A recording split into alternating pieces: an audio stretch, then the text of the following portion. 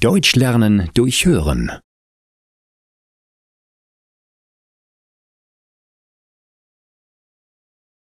Das verschwundene Kind.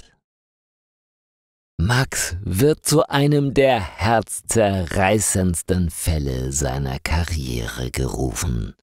Das Verschwinden eines kleinen Mädchens namens Emily.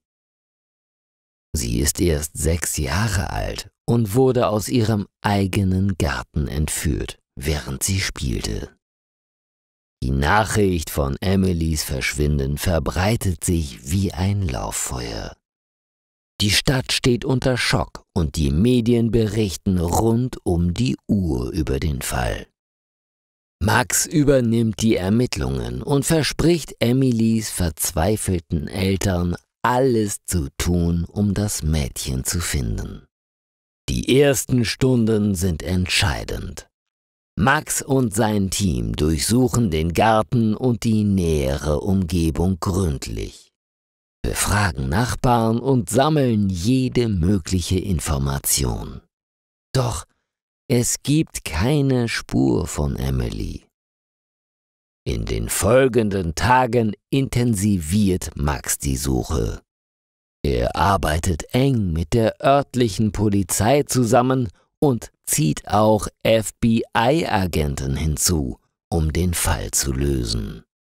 Die Ermittler finden heraus, dass es sich bei dem Entführer um einen professionellen Kriminellen handelt, der seine Spuren sorgfältig verwischt. Max und sein Team durchkämmen die Stadt nach Hinweisen und befragen Verdächtige.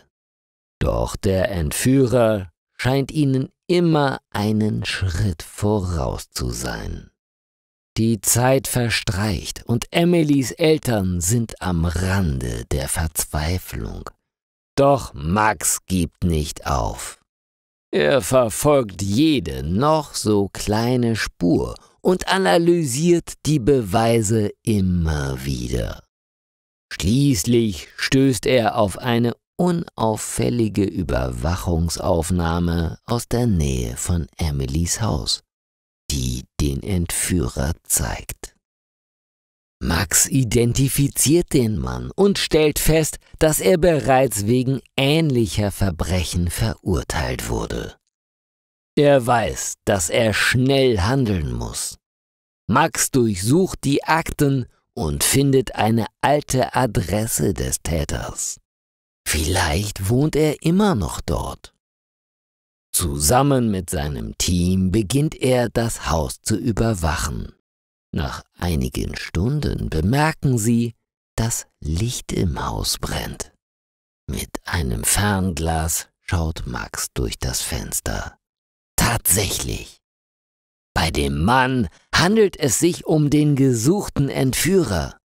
Emily sitzt gefesselt neben ihm. Die Beamten dürfen jetzt keine Zeit verlieren.